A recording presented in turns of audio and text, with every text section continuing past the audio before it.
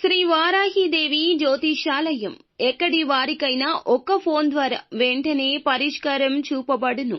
విద్య, ఉద్యోగం, వ్యాపారం, పెళ్లి, నాగదోషం, సంతానం, రాజకీయం, వామాచార దోషం, అత్తాకోడళ్ల మధ్య గొడవలు, ప్రేమించి మోసపోవడం, స్త్రీ పురుష వశీకరణం, ధనం నిలకడ లేకపోవడం, ఎటువంటి సమస్యలకైనా 24 గంటల్లో పరిష్కారం చూపబడును. నెంబర్ 1 వశీకరణ స్పెషలిస్ట్ పండిత్ పవన్ నంబూదిరి, కేరళ తాంత్రిక గురువు గారు. Phone number 9043637512. మీ ఇంట్లోని ఒక ఘోరాన్ని మీరు గుర్తించారా? ఖచ్చితంగా గుర్తిస్తారు. ఈ రోజే గుర్తిస్తారు అంటున్నారు జ్యోతిష పండితులు. ఏమిటి ఆ ఘోరం? ఏం జరుగుతుంది? ఈ రోజున ఏ విధమైన సమస్య తలెత్తబోతుంది అంటే నిజంగా సమస్య అంటున్నారు పండితులు. ఏం జరగబోతుందో అన్ని వివరంగా ఈ వీడియోలో తెలుసుకుందాము. వీడియో మీకు నచ్చితే తప్పకుండా ఒక చిన్న లైక్ అయితే చేసి మమ్మల్ని సపోర్ట్ చేయండి. ఇక ఆలస్యం అనేది ఏ మాత్రము కూడా లేకుండా ఈ వీడియోలోకి అయితే మనము వచ్చేద్దాము. ఈ రోజున మీకు లైఫ్ చాలా సపోర్ట్ గా ఉన్నట్లు అనిపిస్తుంది.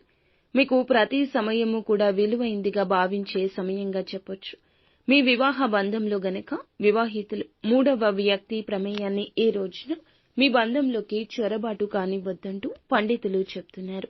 అన్నీ బాగున్నా ఎక్కడో ఒక మూలన శని దాక్కుని ఉన్నట్లుగా ఈ రోజున ఈ యొక్క విషయాల్లో జాగ్రత్త.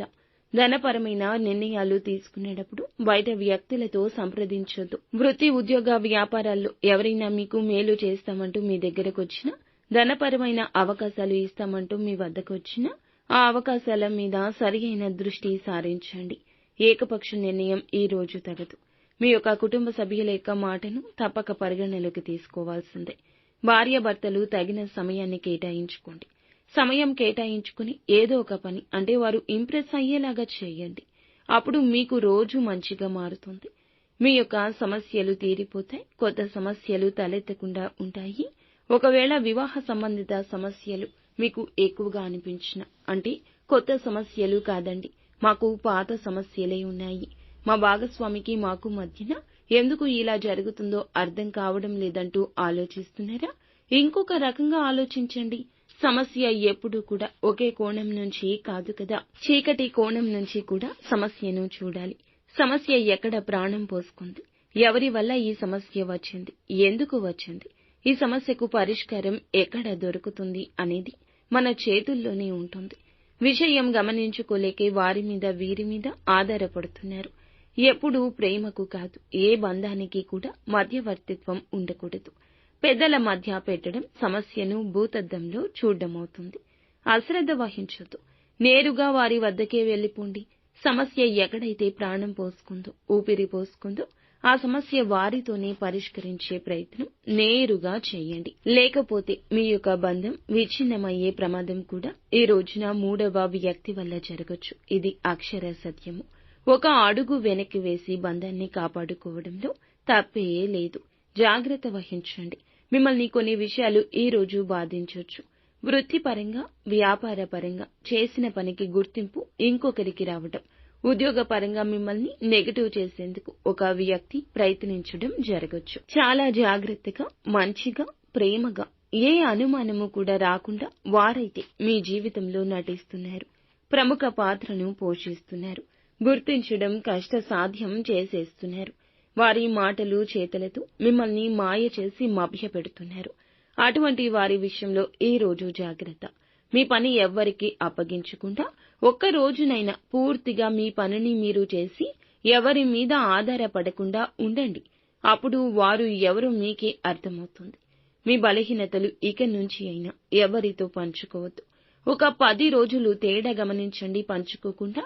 అప్పుడు శత్రువులు ఎవరు, వారికి మీరు అవకాశం ఇవ్వకుండా ఉంటే గనక వారే ఇక పట్టించుకోకుండా అయిపోతారు. మీకు అర్థమైందని వారికి అర్థమవుతుంది. వారు ఇక సైలెంట్ అవుతారు.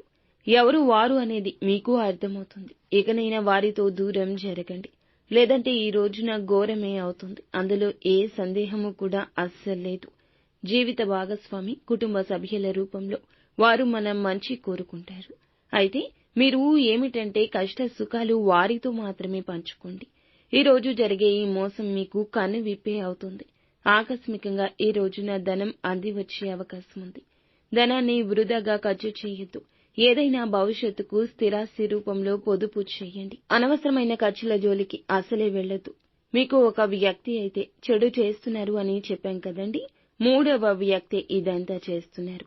వారు బంధుమిత్రుల్లో, స్నేహితుల్లో ఎక్కడైనా ఉండొచ్చు. వారి పట్ల దూరం జరుగుతూ తగిన జాగ్రత్త తీసుకోండి. వీలు కుదిరితే ఈ రోజున సుబ్రహ్మణ్యేశ్వర స్వామి దేవాలయానికి వెళ్ళండి. స్వామివారిని దర్శించుకోండి. కాస్తంత సేపు మీ సమయాన్ని అక్కడ గడపండి. స్తోమతకు తగ్గట్లుగా పేదవారికి ఏదైనా ధనం రూపంలో, వస్తువు రూపంలో, వస్త్రం రూపంలో దానం చేయండి. మీరు చేసే దానము తిరిగి 1000 రెట్ల రూపంలో మీకు తిరిగి చేరుకుంటుంది. అంతా మంచి జరుగుతుంది.